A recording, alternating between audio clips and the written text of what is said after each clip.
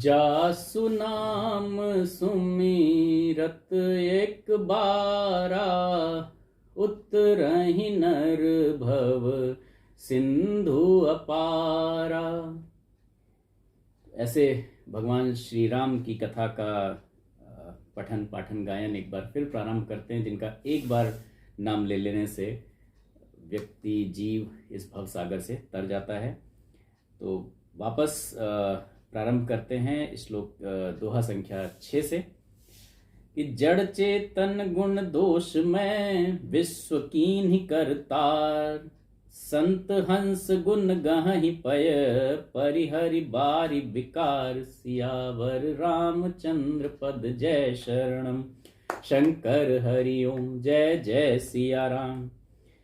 कह रहे हैं गोस्वामी जी कि विधाता ने ये जो सृष्टि पूरी रची है, जो विश्व रचा, उसको जड़ चेतन और गुण दोष में कर दिया है। मतलब जड़ और चेतन अलग अलग नहीं है, मिले हुए हैं। जैसे हमारे शरीर में, शरीर जड़ है और उसमें जो परमात्मा का अंश है वो चेतन है। उस चेतन की वजह से चल रही है। आप पौधे देख रहे हैं, पेड़ देख रहे हैं, कुछ भी देख रहे हैं, हर जगह जड़ और चेतन का समागम आपको मिलेगा। इसी तरह से गुण और दोष भी मिले हुए हैं। आपको कोई भी प्राणी, कोई भी चीज ऐसी नहीं मिलेगी जिसमें 100% केवल गुण हो, और कोई भी ऐसा नहीं मिलेगा जिसमें पूरी तरीके से केवल दोष हो। तो वो जड़ चेतन और गुण दोष में ये करतार, मतलब करने वाले ने, जिसने बनाया है, विधाता ने, वो उस तरीके से सृष्टि बना दी है।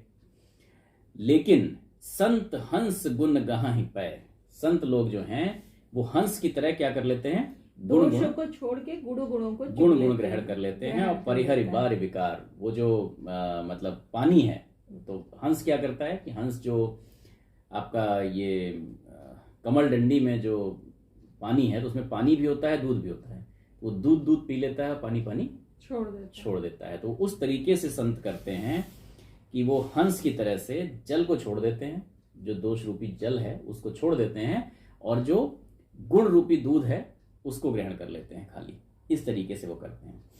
तो कह रहे हैं अस विवेक जब दे विधाता, तब तज दोष गुण ही मनुराता।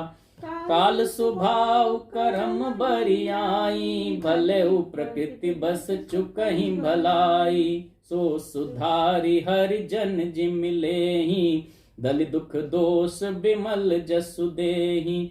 खलउ करई भल पाई सुसंगु, मिटई न मलिन स्वभाव अभंगु।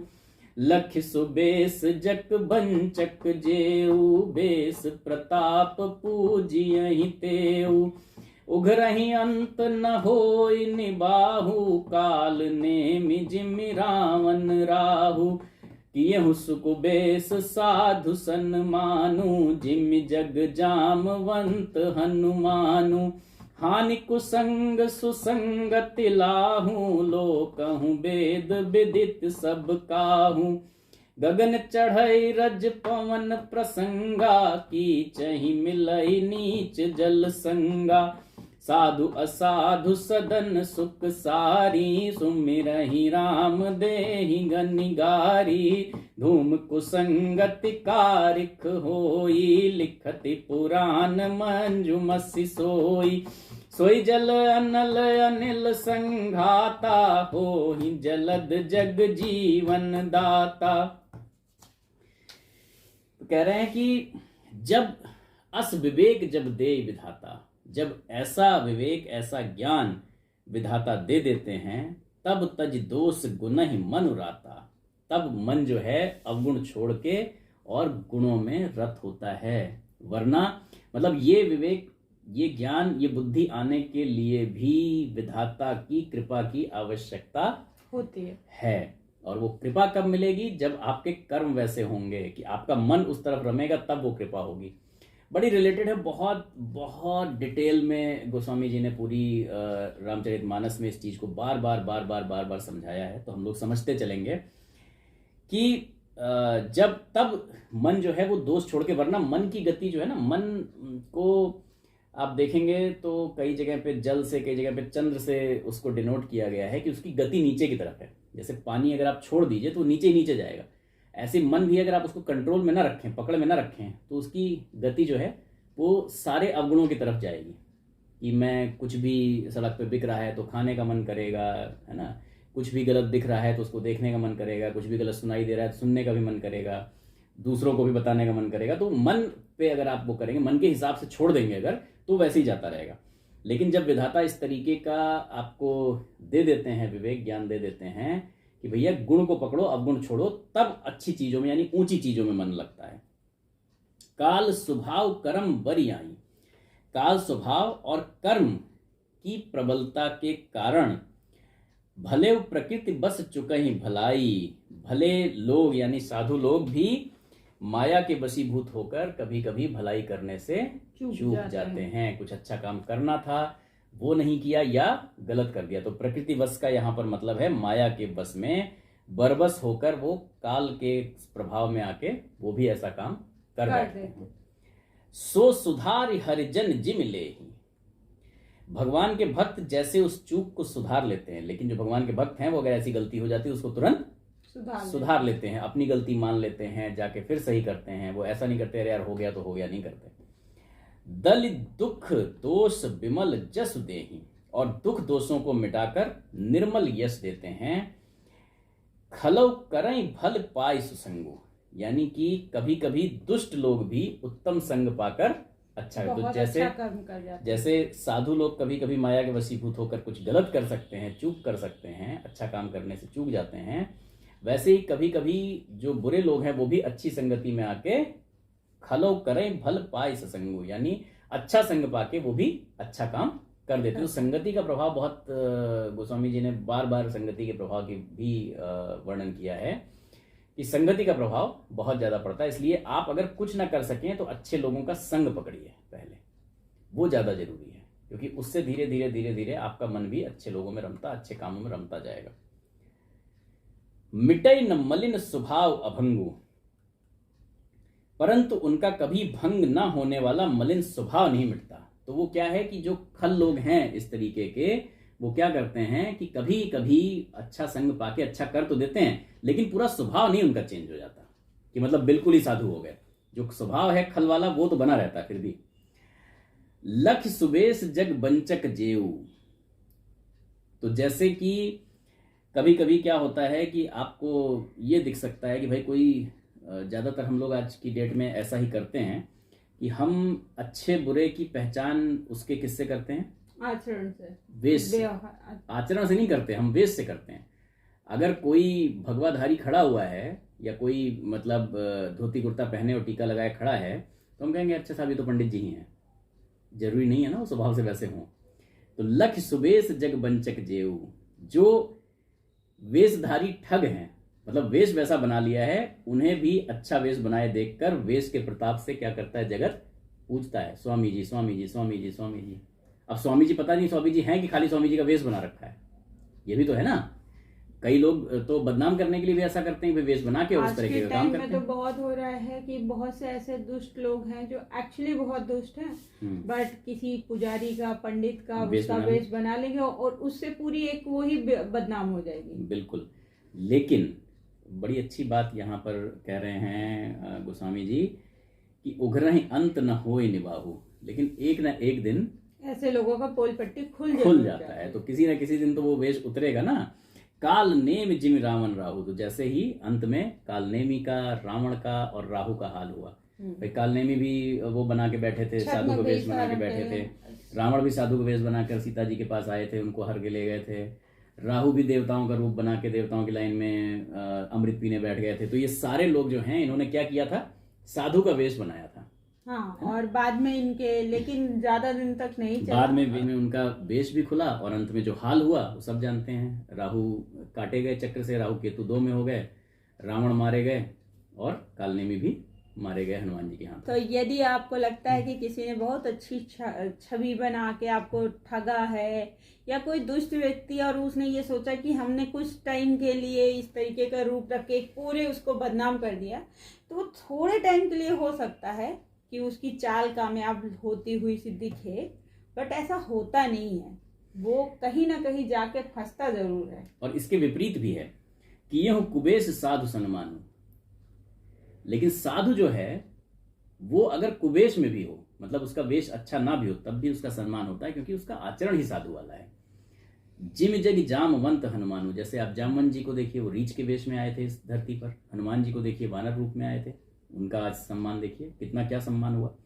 हानि कुसंग सुसंगति लाहू, बुरे संग से हानि और अच्छे संग से लाभ आपको मिलेगा ही मिलेगा। लोकहु वेद विदित सब काहू, और ऐसा इस लोक में, वेद में, हर जगह, आप चाहे जगत में देख लें, चाहे वेदों में देख लें, चाहे कहीं देख लें, ये उदाहरण आपको मिलेंगे ही मिलेंगे, और सारे लोग इससे अच्छी तरीके से भली भांति परिचित हैं।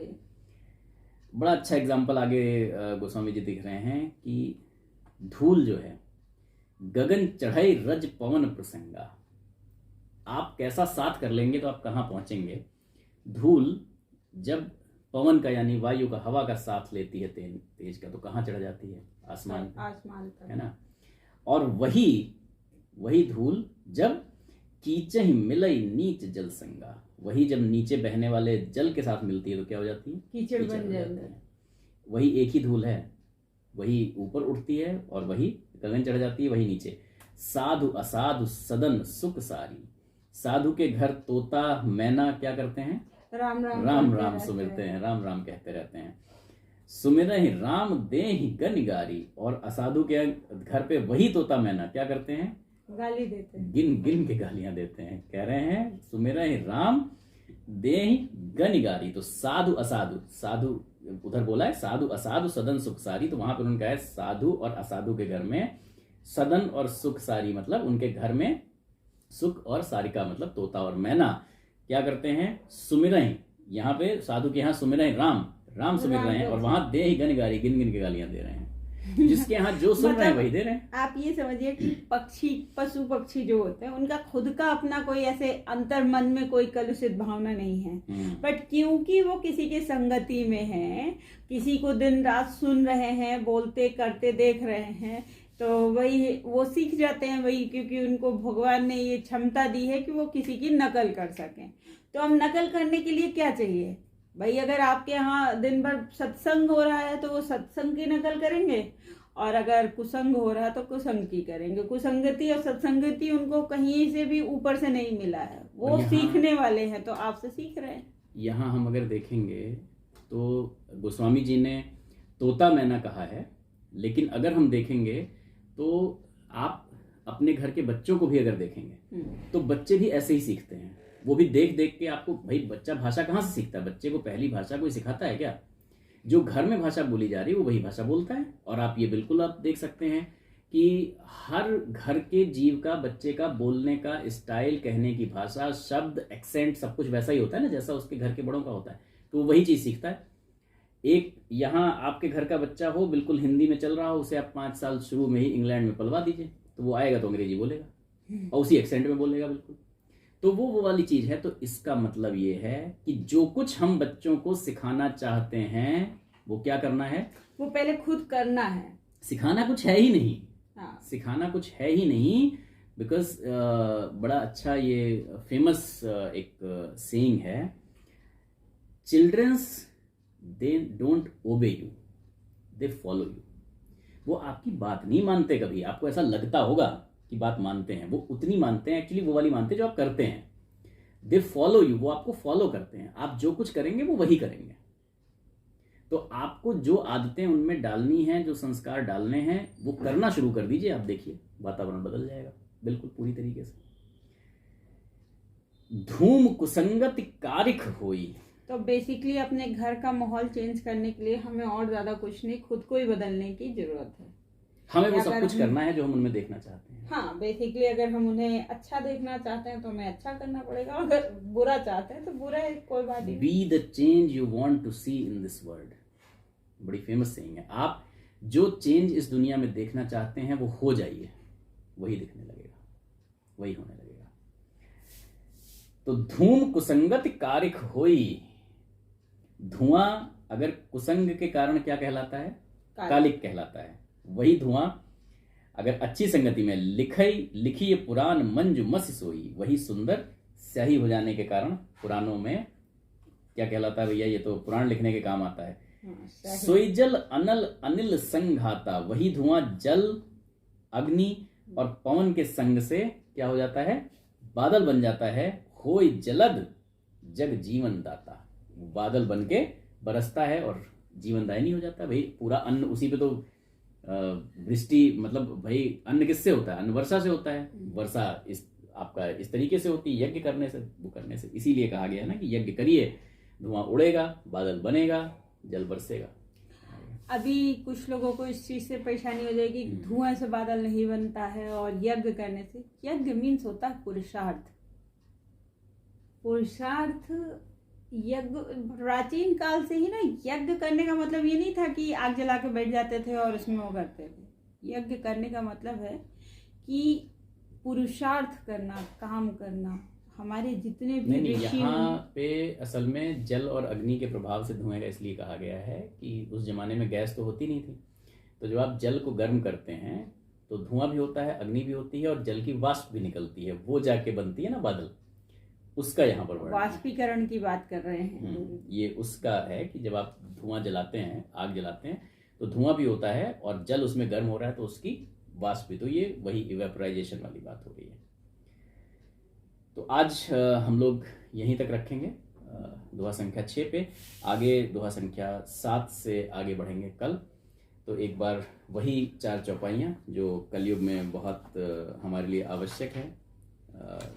वैसे तो ये कहा जाता है कि रामचरितमानस की आप कोई भी 4 चौपाई पकड़ लीजिए, और लेकिन ये 4 चौपाइयाँ हम लोग डेली लेते हैं। यदि आप हमारे चैनल पर नए आए हैं तो चैनल को सब्सक्राइब कर लीजिए। बेल आइकन पे जाके अगर आप ऑल का बटन दबा देंगे तो आपको हमारे सारे वीडियोस जैसे ही हम पोस्ट करेंगे वो तुरंत मिल जाएंगे।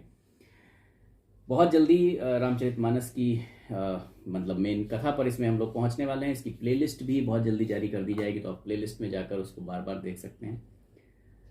लाइक कर देंगे अगर आपको अच्छा लगेगा, और लाइक माइंडेड लोगों के साथ शेयर कर देंगे तो हमें और भी अच्छा लगेगा। एक्चुअली बीच में अभी हम लोगों की तबीयत बहुत ख़राब हो गई थी, तो हम लोग उतना रेगुलर नहीं रह पाए, बट अभी सब चीज़ ठीक है और भगवान की कृपा रही तो अब हम लोग पूरी तरीके से रेगुलर रहेंगे। अभी छोटे छोटे वीडियोस डाल रहे हैं, एक दिन में एक दोहा रहता है। जैसे जैसे थोड़ा सा समय और बढ़ता चला जाएगा तो हम इसको थोड़ा बढ़ा, हालांकि छोटा डालने का हमारा पर्पज़ ये रहता है कि एटलीस्ट उसको डिटेल में समझ सकते हैं, और उतना समय हमारे पास भी होता है कि हम उसको देख सकते हैं। तो इन 4 चौपाइयों के साथ जैसे हम हर बार अपने इस वीडियो का समापन करते हैं, वैसे ही फिर से करेंगे कि यही कल काल न साधन दूजा, जोग यज्ञ जप तप व्रत पूजा। राम ही सुमिरिय गाय राम ही, संतत सुनिय राम गुण ग्राम ही। जासु पतित पावन बड़ बाना, गावहि कबि श्रुति संत पुराना। ताहि भजिय मन तजि कुटिलाई, राम भजे गति केहि नहीं पाई। जय श्री राम।